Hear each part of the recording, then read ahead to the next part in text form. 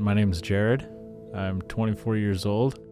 I grew up in and out of the foster care system, homeless, abused sexually, physically, mentally. It was hard. You know, if you have a house, you have belongings, you have toys, Xbox, TV, clothes. When you're homeless, you literally have, the clothes on your back, and every day it's a matter of how am I going to make sure that I have enough food for when I come home from school? What that would look like for us, me and my twin brother, it would be stealing some food from the lunch line and putting it in our pockets, so that way that would be our dinner. We would sign up for sports, 0-hour weightlifting, so that way we could have breakfast and take a shower that morning because we didn't have a shower. It was just day by day. It wasn't, next week I'm going to do this. It was, okay, I have enough food for tonight. Do I have everything ready to go tomorrow morning? And then juggling assignments or, staying after school in the library because you didn't have access to a computer, so that way you could type up essays or things like that for the next day. You kind of get a schedule when you're in school, I'm going to wake up, go to school, do all of this. But a bad day would be, in the summertime where you didn't have those resources of school to shower, eat at. You kind of wake up, when the sun rises, and then you're just wandering the streets, seeing what you can find for food. Hopefully somebody's nice enough to give you something.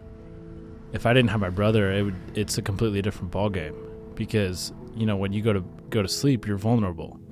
And having somebody to stay awake and watch over you, or vice versa, me staying awake, watching over him, you're just always on edge, and your mind is always racing of what's going to happen next? Am I going to be okay and make it through the next day? The go-to spot for us was the dugouts at the school. So, there's an overhang, gets you out of the elements, which is another thing a lot of people don't think about. It's Washington, it's rainy, it's cold. So you get into the dugouts, and it's right next to the school. So we go in there in the morning.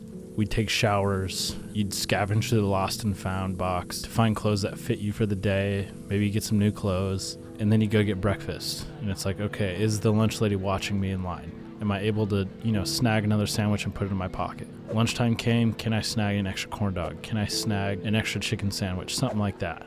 If you're able to get extra food, that's considered a great day because you're going to be able to eat good for dinner. You go about your day, and then you kind of hang out for as long as you can, just BS with your friends, and then everybody goes home, and then it's okay. You go right back to the dugout and hang out, and a lot of times it's just me and my brother, and we just talk about random kid stuff, I guess, and go to bed and do the same thing over again. Me and my brother were really good at meshing and fitting in with the right groups of kids. Personally, I never experienced bullying the way that movies describe bullying. It was always, dude, you're wearing the same sweatshirt again? Do you have any other clothes? And it's oh, they're in the wash or something like that. You just come up with something on the fly. When in reality, it was dude, I have the same pair of tennis shoes that I've been wearing for 3 years and same pair of jeans and the same sweatshirt because that's all I have. There's just so many things where, if you see kids on the street, just give them a new sweatshirt or a new backpack. Something as minuscule as giving them a clean pair of socks is going to change their month because now they don't have to wear the same pair of socks for 4 weeks. Don't judge those kids because it's not like they're there by choice. They got put in this situation and it's not like they want to be there. I think the way that I grew up, it kind of opened my eyes to the reality of how bad life can truly get for people.